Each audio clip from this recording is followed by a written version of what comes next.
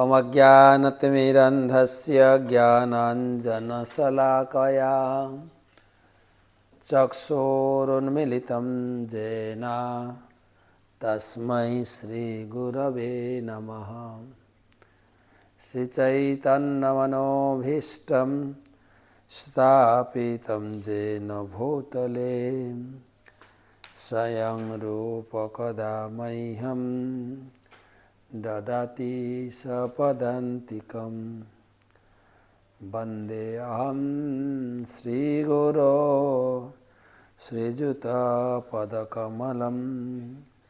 श्रीगुरून् वैष्णवांश्च श्रीरूपं साग्रजातं सहगण रघुनाथान्वितं तं सजीवं साद्वैतं सावधूतं परिजनसहितं कृष्णचैतन्यदेवं श्रीराधाकृष्णपादान् सहगण ललिता श्रीविशाखान्वितांश्च नमामि विष्णुपादाय कृष्णप्रेष्ठाय भूतले श्रीमते भक्तिवेदान्त स्वामिनिति नामिने। नमस्ते सारस्वते देवे गौरवाणी प्रचारिणे निर्विशेष शून्यवादी पाश्चात्यदेशतारिणे आजनुलम्बितभुजौ कनकावदातौ संकीर्तनैकपितरौ कमलायताक्षौ विश्वम्भरौ द्विजवरौ जुगधर्मपालौ वन्दे जगत्प्रियकरौ करुणावतारौ। जय श्री कृष्ण चैतन्य प्रभु नित्यानंद श्री अद्वैत गदाधर श्रीवासदि श्री गौरभक्तवृंद। हरे कृष्णा कृष्णा कृष्णा हरे हरे, हरे राम राम राम हरे हरे। ओम नमो भगवते वासुदेवाय। ओम नमो भगवते वासुदेवाय। ओम नमो भगवते वासुदेवाय। नारायणं नमस्कृत्य नरं चैव नरोत्तमं देवीं सरस्वतीं व्यासं ततो जयमुदीरयेत्। तमादिदेवं करुणानिधानं तमालवर्णं सहितावतारम् अपार संसार समुद्र सेतुं भजामहे भागवत स्वरूपम। ग्रंथराज श्रीमद्भागवत महापुराण षष्ठ स्कंध प्रथम अध्याय एकपंचतितम श्लोक থেকে আজকের আলোচনা প্রসঙ্গ অজামিল উপাখ্যান। অজামিলের মৃত্যুর সময় যমদূতদের লেকচার। আমরা যমদূতের লেকচার শুনছি, যারা আমাদেরকে ধরে নিয়ে যাবে যমালয়ে। কাদের কাদের ধরবেন, কেন ধরবেন এবং কি শাস্তি হবে, কি লক্ষণ দেখে তাকে বোঝা যাবে যে এই নরকে যাওয়ার ব্যক্তি। বিস্তারিত আমরা আলোচনা করব এই সত্রে গত কয়েকটা ক্লাসে আমরা শুনছি যমদূতদের মহত্বপূর্ণ শাস্ত্রিক যুক্তিযুক্ত বক্তব্য। তো প্রথমে গুরুদেবের চরণে প্রণাম নিবেদন করে তার অহেতুক আশীর্বাদ প্রার্থনা করি। নম ওং বিষ্ণুপাদায় কৃষ্ণপ্রেষ্ঠায় ভূতলে শ্রীমতে জয়পতাকা স্বামিনিতি নামিনে নম আচার্যপাদায় নিতাই কৃপাপ্রদায়িনে গৌরকথা ধামদায় নগরগ্রামতারিণে।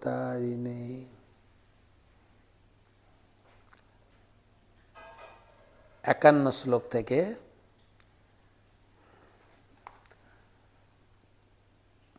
তদেতৎ ষোড়শকলম লিঙ্গম শক্তিত্রয়ং মহৎ ধত্তে অনুসংসৃতিং পুংসি হর্ষ শোকাভয়ার্তিতম।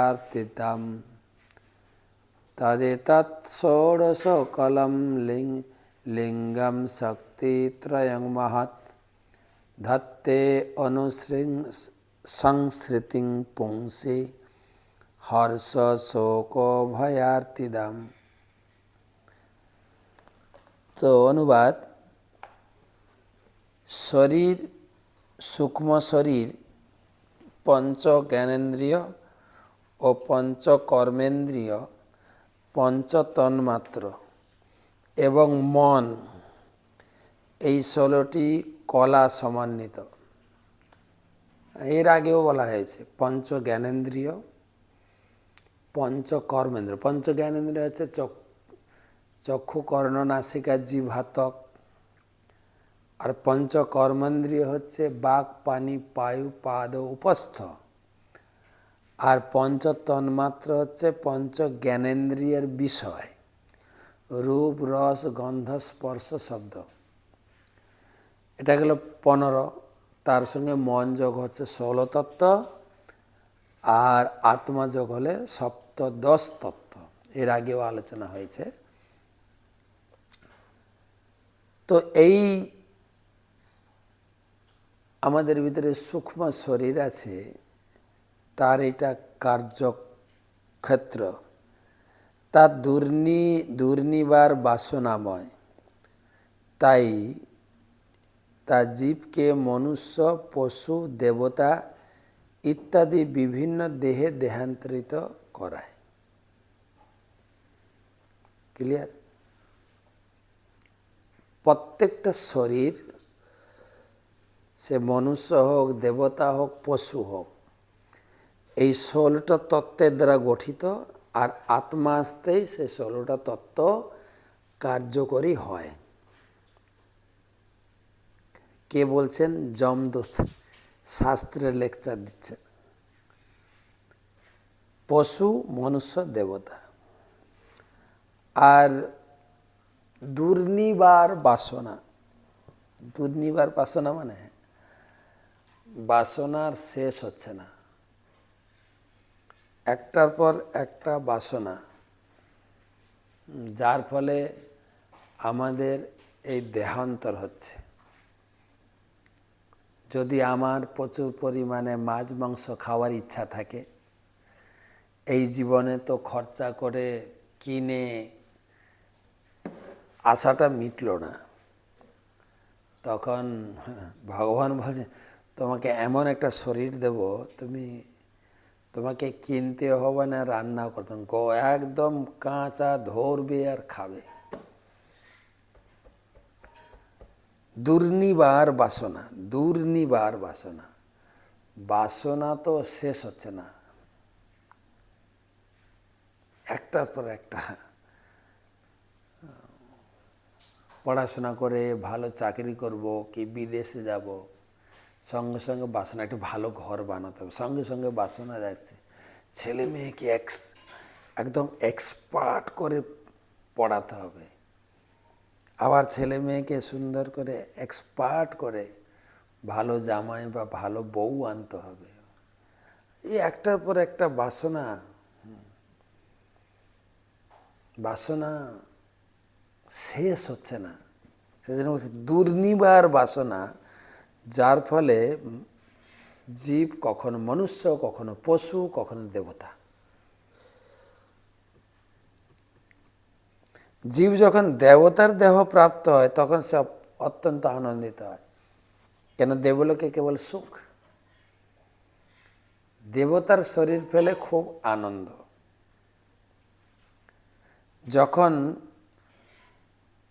মনুষ্য শরীর পায় তখন শোক করে। মনুষ্য দেহে কেবল শোক আর দুঃখ।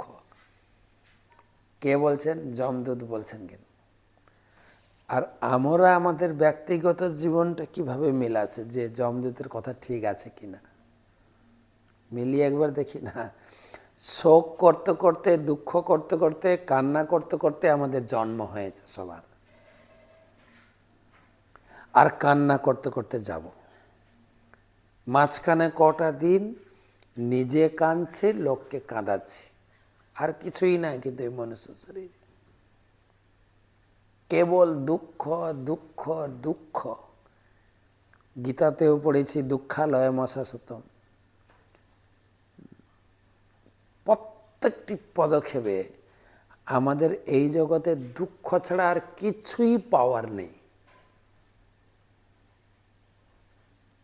কারণ এটা হচ্ছে দুঃখ সমুদ্র। যেরকম যদি গায়ে জ্বর হয় বা শরীরের কোনো অংশে যদি একটা ফোড়া হয়, ফোড়াটা যখন হয় তখন যন্ত্রণা। একটু হাওয়া দিলে আরাম লাগে, কিন্তু যন্ত্রণা তো থাকেই। তো সেরকম আমাদের এই সংসার জীবনে কেবল দুঃখ যন্ত্রণা ছাড়া এই সংসারের কিছু পাওয়ার নেই। কেউ আমরা বুঝতে পারছি, কেউ আমার বুঝেও বুঝি না, বুঝেও বুঝি না। যমদূত বলছেন দেবতা শরীর কিছুটা সুখের, মনুষ্য শরীর দুঃখের। কি পাবো? শোক পাবো, শোক করে। যখন সে মনুষ্য শরীর লাভ করে তখন সে সর্বদাই শোক করে। আর যখন পশু শরীর লাভ করে সে সর্বদা ভয়ভীত থাকে। পশু আমরা দেখি রাস্তাঘাটে মানুষও হাঁটছে, কুকুরও হাঁটছে। কুকুর কিন্তু ভয় করে মানুষকে। বিড়াল, এই বিদেশে আছে দেখছি প্রতি জায়গা প্রচুর বিড়াল। বিড়াল দেখা হলো বিড়াল ভয় পালাচ্ছে। তো মিলছে কিনা? দেবতা শরীরে আনন্দ, মনুষ্য শরীরে শোক, আর পশু শরীরে ভয় ভীত থাকে। কিন্তু প্রকৃতপক্ষে সে সর্ব অবস্থাতেই দুঃখী। তার এই দুঃখদায়ক অবস্থাকে বলা হয় সংস্মৃতি।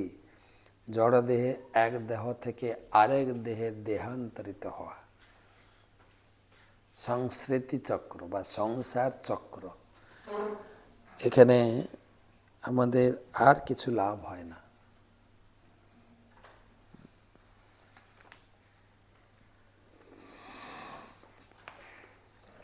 52 শ্লোক। দেহজ্ঞ অজিত ষড়বর্গ নেচ্ছন কর্মাণি কার্যতে কোশকার ইবাত্মানম কর্মণ্যাচ্ছাদ্য মৈহতি। দেহজ্ঞ অজিত ষড়বর্গ নেচ্ছন কর্মাণি কার্যতে কোশকার ইবাত্মানম কর্মণাচ্ছাদ্য মৈহতি। মূর্খ জীব তার মন ও ইন্দ্রকে সংযত করতে পারে না। তার ইচ্ছা না থাকলেও গুণের প্রভাব অনুসারে কার্য করতে বাধ্য হয়। তার অবস্থা ঠিক একটা রেশম গুটি পোকার মতো, যে তার মুখ নিঃসৃত লালা দিয়ে কোষ নির্মাণ করে তাতেই আবদ্ধ হয়ে যায়। তখন সে আর বেরিয়ে আসতে পারে না। জীবও তেমনি তার নিজের কর্মজালে আবদ্ধ হয়ে উদ্ধারের পথ খুঁজে পায় না। এইভাবে সে সর্বদা মহাচ্ছন্ন থাকে, বারবার তার মৃত্যু হয়।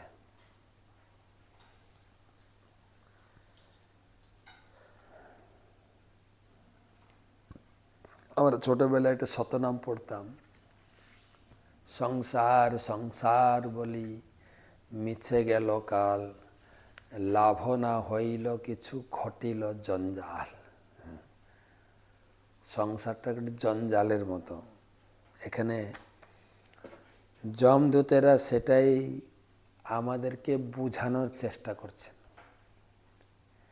শাস্ত্র যুক্তি এবং ব্যবহারিক কার্যক্রমের মাধ্যমে আমরা নিজেকে একটু মিলিয়ে নিতে পারি যে 3 গুণের ফলে সে কাজ না করে থাকতে পারে না, আর কাজ করতে গেলে কর্মের বন্ধন দাঁড়িয়ে যায়। লোকে বলে না, যে সংসারের খাপে পড়েছি, কে সংসারটা বানিয়েছে? কে? নিজেই। আমি সংসারটা করেছি, ঘর বেঁধেছি, বিয়ে করেছি, এত বড় পরিবার বানিয়েছি। তো এটাকে উদাহরণ দিয়েছে রেশম গুটি পোকার মতো।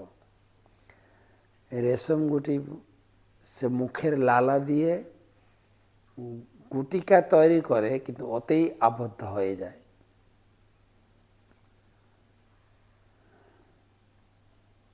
সে সেখান থেকে বেরিয়ে আসতে পারে না। এটা উদাহরণ দেওয়া হয়েছে। জীবও তেমনি নিজের কর্মজালে জড়িয়ে সে বেরিয়ে আসার পথ খুঁজে পায় না। চিন্তা করে, প্রকল্প করে যে আমি এটা হয়ে গেলে ছেড়ে করে আমি সংসার ছেড়ে চলে যাব, কিন্তু হয়ই না। তো এই মেয়েটার বিয়ে হয়ে যাক, তাহলে আমি ফ্রি। মেয়ে বিয়ে হওয়ার পরে মেয়ের এখন বাচ্চা হবে, একটু দেখতে হবে। এইভাবে ভেবে একটার পর একটার সঙ্গে জড়াচ্ছি আমরা। ঠিক শুয়োপোকা বা গুটি পোকার মতো। প্রবাদ বলছেন, প্রকৃতির গুণের প্রভাব অত্যন্ত প্রবল।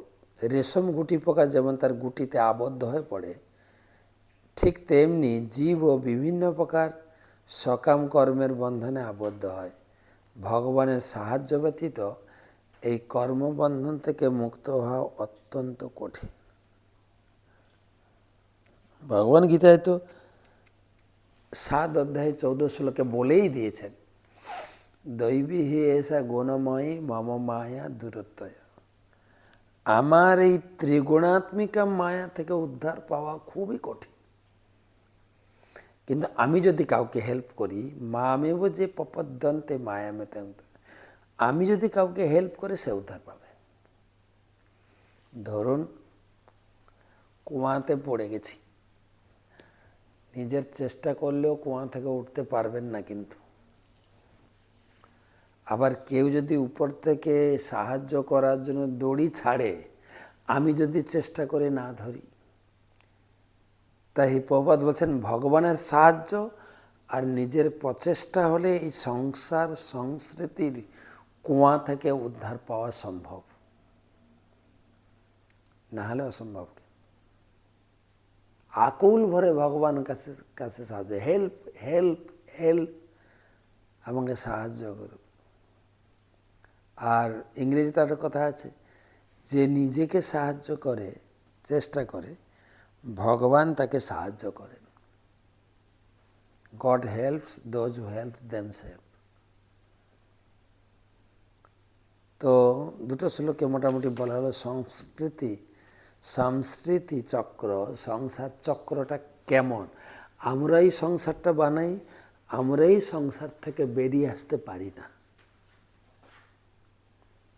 নহি কশ্চিৎ ক্ষণমপি जातो तिष्ठत् कर्मकृत् कार्यते हावस कर्म गुणै स्वाभाविकै बलात्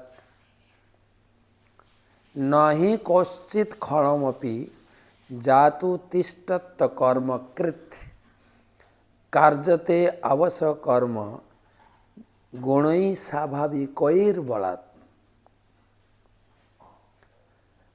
কোনো জীব কর্ম না করে ক্ষণকাল থাকতে পারে না। প্রকৃতির 3 গুণ অনুসারে সে তার স্বাভাবিক প্রবৃত্তি অনুযায়ী কোনো বিশেষভাবে কর্ম করতে বাধ্য হয়। এটা আমরা 3য় অধ্যায়ে পড়েছি, কর্মযোগে, যে আমরা কর্ম না করে ক্ষণকাল থাকতে পারি না। নহে একদম এক্সাক্ট লাইনটা, নহে কশ্চিৎ ক্ষণমপি জাতু তিষ্ঠত কর্ম কার্যসি হবস কর্ম প্রকৃতি জয়ী গুণাই। ওখানে যে শ্লোকটা ভাগবত, তার মানে যমদূতেরা গীতা পড়েছে বোঝা যাচ্ছে। যমদূতেরা গীতার উপরে কোর্স করেছে মনে হচ্ছে, ভক্তিশাস্ত্রী কোর্স মনে হয় যমদূতেরাও কমপ্লিট করে, কেন ওখানে যমরাজ আছেন তো, গীতা ভাগবতম শুনিয়েছেন আর গীতার শ্লোকটাও মুখস্থ করেছেন। হ্যাঁ, যমদূতেরা মানে ভক্তিশাস্ত্রী করতে গেলে তো শ্লোক মুখস্থ করতে হয়, এই যমদূতরা শ্লোকও মুখস্থ করেছেন না।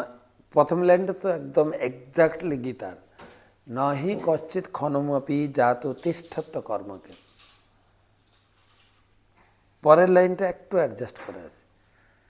তো কোনো জীবই কর্ম না করে থাকতে পারেন না।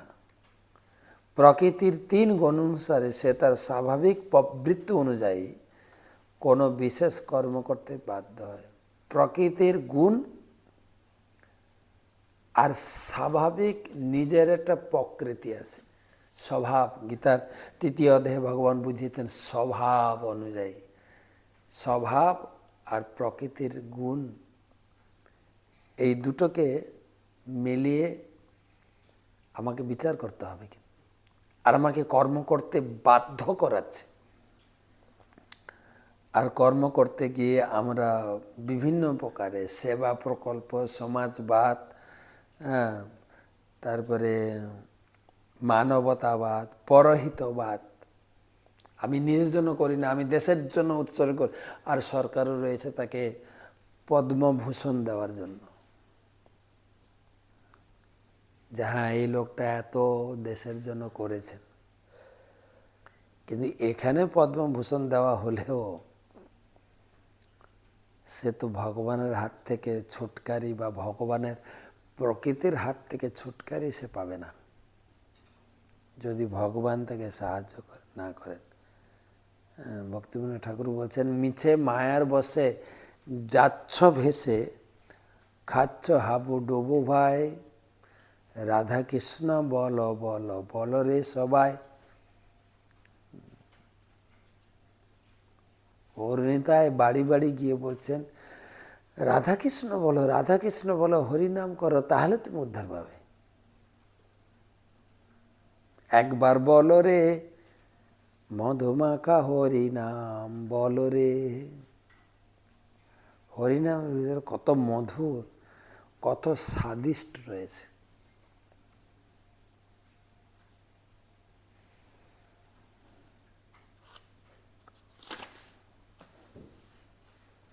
ভক্তিবিনোদ ঠাকুর তার গানে লিখলেন, কেউ যদি একবার বলে যে ভগবানের সামনে এসে বলে আমি তোমার দাস, তখন মায়া তাকে ধীরে ধীরে ছেড়ে দেয়। জীব কৃষ্ণ দাস এই বিশ্বাস করলে তো আর দুঃখ নাই, রাধা কৃষ্ণ বলো বলো বলো রে সবাই। রাধা কৃষ্ণ বলতে থাকো, কৃষ্ণ নাম গাইতে থাকো, কৃষ্ণ নাম জপা করতে থাকো, তাহলে ধীরে ধীরে দুঃখ থেকে মোচন হবে। আর কোনো উপায় নেই। কিন্তু লব্ধা নিমিত্তম অব্যক্তম ব্যক্তা ব্যক্তম ভবত্যুত যথা যোনি যথা বীজম স্বভাবেন বলীয়সা। লব্ধা নিমিত্তম অব্যক্তম ব্যক্তম অব্যক্তম ভবচ্যুত যথা যোনি যথা বীজম স্বভাবেন বলীয়সা। অনুবাদ: জীবের পাপ ও পুণ্য কর্মসমূহ ফলনমুখ হলে তাকে বলা হয় অদৃষ্ট। সেই অদৃষ্টই জীবের মৃত্যুর মূল কারণ।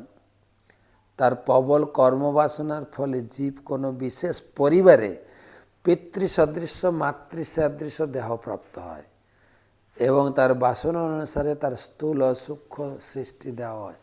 কত গভীর বিচার করে কথা বলছেন। নিজের কর্ম অনুসারে, যথা যোনি যথা বীজম, নিজের কর্ম অনুসারে আমি ওই রকম মা বাবা পাবো। ধরুন পশু পাখির মা বাবা আছে, মানুষের ভিতর কত ক্যাটাগরি আছে, সেই রকম মা বাবা পাবো।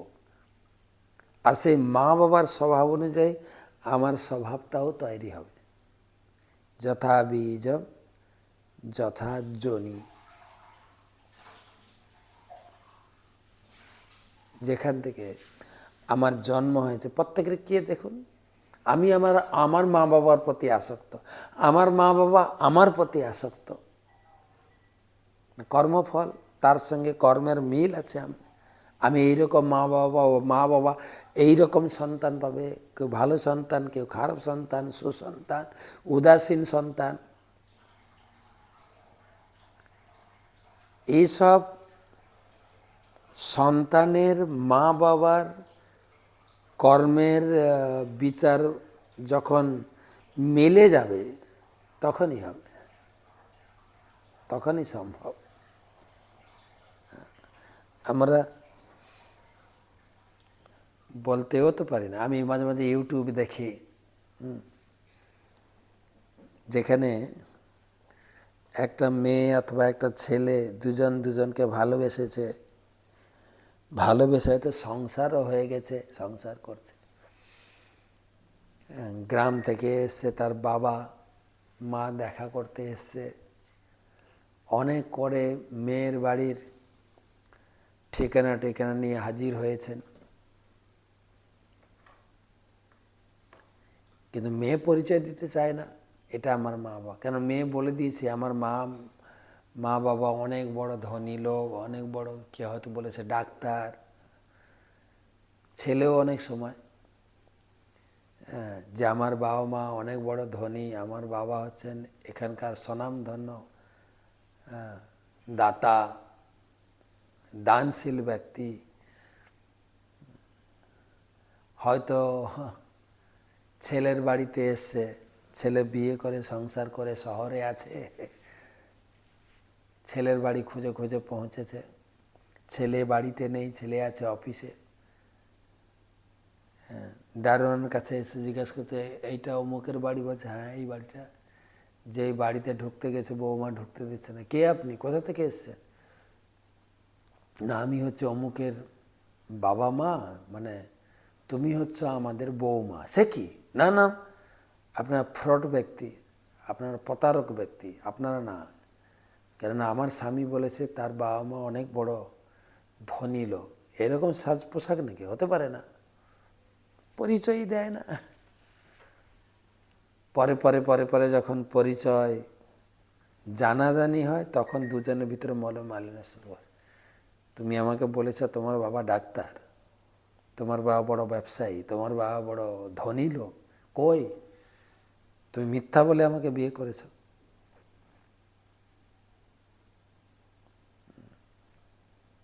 কোথাও দেখা গেছে বাবা রিক্সা চালাচ্ছে, আর কোনোভাবে সেই তার মেয়ে যে ছেলেকে ভালোবাসে, বয়ফ্রেন্ডকে নিয়ে রিক্সা ধরার জন্য দাঁড়িয়ে আছেন স্ট্যান্ডে। যেই ভদ্রলোক এই রিক্সাটা দাঁড় করেছেন, রিস্কাতে উঠতে যাবে, দেখছে বাবা। বাবা জিজ্ঞেস করছে, আরে তুই এখানে? তখন তার বয়ফ্রেন্ড বলছে, এই তুমি রিস্কাওয়ালা হয়ে আমার গার্লফ্রেন্ডকে তুই তুই করে বলছেন, তুমি কে? বলে, এটা আমার মেয়ে। মেয়ে? কী গো, এটা তোমার বাবা? বলছে, না, পরিচয় দেয় না। এই শ্লোকে বলছেন দেখেন, হ্যাঁ, যথা বীজম যথা জনি, নিজের কর্মফল অনুযায়ী ওই বাবার কাছে জন্ম, ওটা হচ্ছে ওর মা। গ্রহণ করে না তো। একটা ভিডিও দেখছিলাম, ভালো লাগলো। সে তার জামাই খুব বড় চাকরি করে, কিন্তু মেয়েটা যখন লাভ ম্যারেজ করে বিয়ে করেছে, তখন বলেছে আমার বাবা মা অনেক বড় ধনী লোক, এটা ওটা করে। আর যখন খুঁজে খুঁজে এসে পৌঁছে ঢাকা শহরে, স্ত্রী বা মেয়েটা তো পরিচয় দিচ্ছে না এটা আমার বাবা মা, কিন্তু জামাইয়ের একটু সন্দেহ হয়েছে, না এটা বাবা মা হতে পারে, এটা আমার শ্বশুর শাশুড়ি হতে পারে। করে করে পরিচয় নিল এবং মিলে গেল। তখন জামাইটা এত ভালো ছিল, বলছে, ঠিক আছে, তুমি তোমার বাবা মাকে ত্যাগ করেছো, কেননা বাবা মা গরিব, কিন্তু আমার বাবা মা নেই, তাই এখন থেকে এই বাবা মা হচ্ছে আমার বাবা মা, মানে তোমার শ্বশুর শাশুড়ি। তা আমি যেরকম বলবো সেইভাবে আমার বাবা মার সেবা তুমি করবে। দেখা যায় এখানে বলছেন, আমার কর্মফল অনুযায়ী আমি ওই রকম বাবা ওই রকম মা পাব। আপনি নিজের অহংকার দেখাতে গিয়ে এটা আমার মা নয়, এটা আমার বাবা নয়, এরকম তো বলতে পারবেন না তো। আর বহু লোককে দেখেছি, বেশিরভাগ লোককে দেখেছি, বাবা মার যে যত্নশীলতা, এটা উল্লেখযোগ্য। নিশ্চয়ই তার বাবা মা ছেলে বৌমাকে ততটাই আশীর্বাদ করবেন। আর শুধু তাই না তো, শুধু যে আশীর্বাদ করবেন তাই না, বাবা মার সেই আশীর্বাদটা হচ্ছে তার জীবনের পুঁজি। পুঁজি জানেন? পুঁজি। আপনি তো আপনার শ্বশুর শাশুড়ি বা আপনার বাবা মায়ের প্রচুর সেবা করছেন। ছেলের বাবা মা আর বউর হচ্ছে শ্বশুর শাশুড়ি। বউর শ্বশুর শাশুড়ি হলেও প্রকৃতপক্ষে তারও বাবা মা। নিজের বাবা মা দেখাশোনা করবেন ভাই বা দাদা, আর এখন আপনার বাবা মা হচ্ছেন শ্বশুর শাশুড়ি। দুজন মিলে যদি সেবা করে, একটা তো শ্বশুর শাশুড়ি বা বাবা মার আশীর্বাদ পাবেন, দ্বিতীয়ত একটা পুঁজি। পুঁজিটা কি জানেন?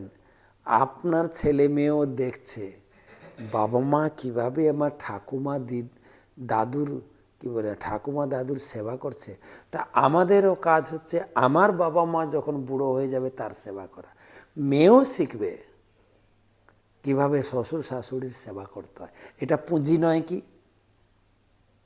এটা তো একটা পুঁজি, যেটা আপনি ভবিষ্যতে ভাঙিয়ে খেতে পারবেন। মানে ভবিষ্যতে তারাও, আপনার পরের জেনারেশন আপনাদের সেবা করবে। এটা বড় প্রাপ্তি, বড় পুঁজি, বড় মূলধন। তো যাই হোক, যমদূতেরা বলছেন যে আমাদের এই সংসারে বারবার জন্ম, সেই রকম বাবা মা, সেই রকম পরিবারে আমাদের জন্ম হবে যেরকম আমার কর্মফল। প্রভুপাদ লিখেছেন, জং জং বাপি স্মরণ ভাবম তজেত্তন্তে কলেবরম তং তমই বৈতি কৌন্তেয় সদা তদ্ভাব ভাবিত। যার যেরকম স্বভাব, যেরকম ভাব, পরবর্তীতে সেরকম জন্ম পাবে। প্রভুপাদ এই শ্লোকের তাৎপর্যে একটা জিনিস প্রকাশ করেছেন, যথা বীজম যথা জনিম, কর্মফল অনুযায়ী সেরকম বাবা মা। হ্যাঁ, শ্লোকে লিখলেন স্বামী স্ত্রীর মিলনের সময় ঋগ্বেদ থেকে তুলে ধরেছেন, স্বামী স্ত্রী যখন মৈথুন ক্রিয়াতে যুক্ত হবেন, সেখান থেকে যদি মৈথুনের সময় স্ত্রীর স্রাব বেশি ঝরে, তাহলে সন্তান হবে স্ত্রী দেহ।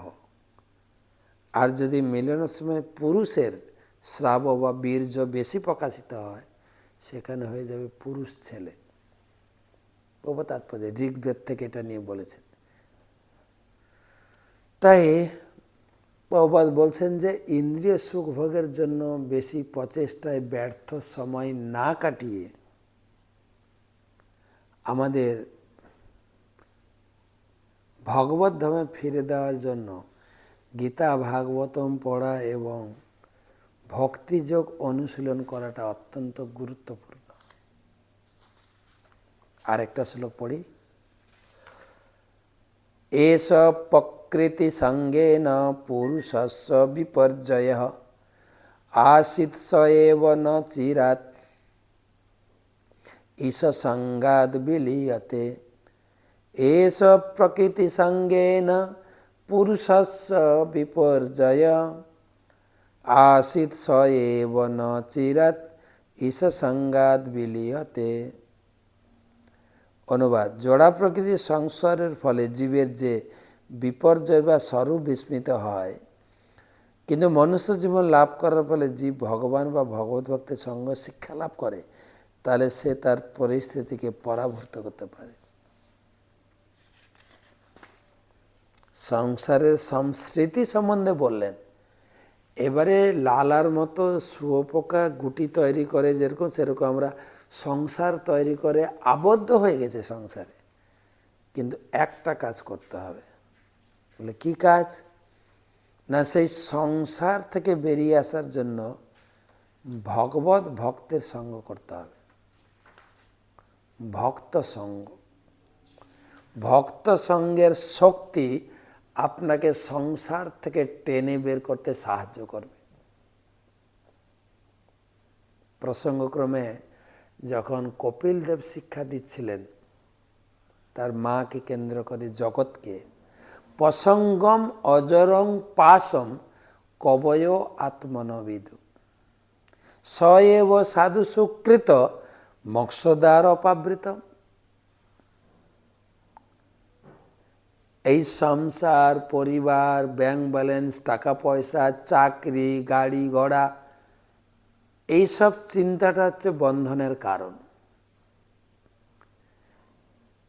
পরিবারের প্রতি আসক্তি, ঘরের প্রতি আসক্তি, আত্মীয় স্বজনের প্রতি আসক্তি, ব্যাংকের টাকার প্রতি আসক্তি, বাড়ির প্রতি আসক্তি বন্ধনের কারণ। কিন্তু একই আসক্তি যদি সাধু সঙ্গের প্রতি করি, সাধু কোন সাধু তার বর্ণনা দিলেন। মই অনন্য ভাবেন ভক্তিং কুর্বন্তি, যে সাধু অনন্যভাবে কেবল কৃষ্ণ পূজা, কৃষ্ণ নাম, কৃষ্ণ ভজন,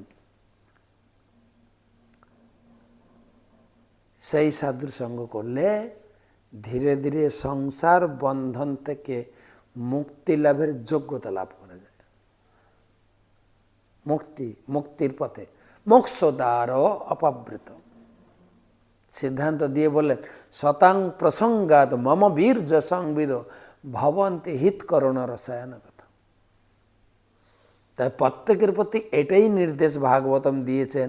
যমদূতও সেই কথা বলছেন। ঘর থেকে বেরিয়ে একটু মন্দিরে গিয়ে বসে ভাগবত কথা শুনুন, নাহলে অনলাইনে শুনুন। আপনার আত্মীয় স্বজন বন্ধু বান্ধবকে প্রচুর শেয়ার করেন।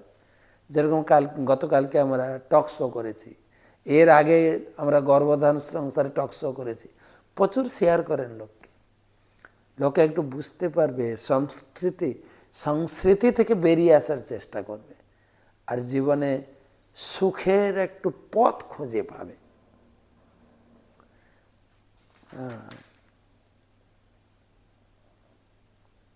প্রবাদ বলছে, এই 55 শ্লোকে তাৎপর্য, মূল বক্তব্য হচ্ছে জীব হচ্ছে ভগবানের নিত্য দাস, কিন্তু এই জড় জগতের সংস্পর্শে এসে জড়িয়ে গেছে, তার সুখটা হারিয়ে গেছে।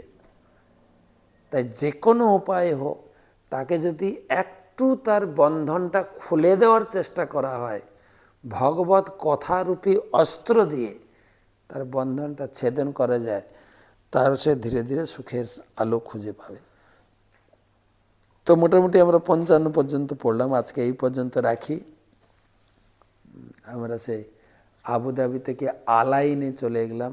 এখন আলাইন গুরুমাজ এই দেশের নাম দিয়েছেন অনন্ত আনন্দ দেশ। আবুধাবির নাম দিয়েছেন গুরুমাজ অবতারী দেশ। অবতারী দেশ থেকে আমরা চলে এসেছি এখন অনন্ত আনন্দ দেশ, এখানে 2 দিন থাকবো, তারপরে আবার এগোবো। তো সবাই ভালো থাকেন। যমদূতদের বক্তব্য আরও শুনবো কালকে। শুভরাত্রি।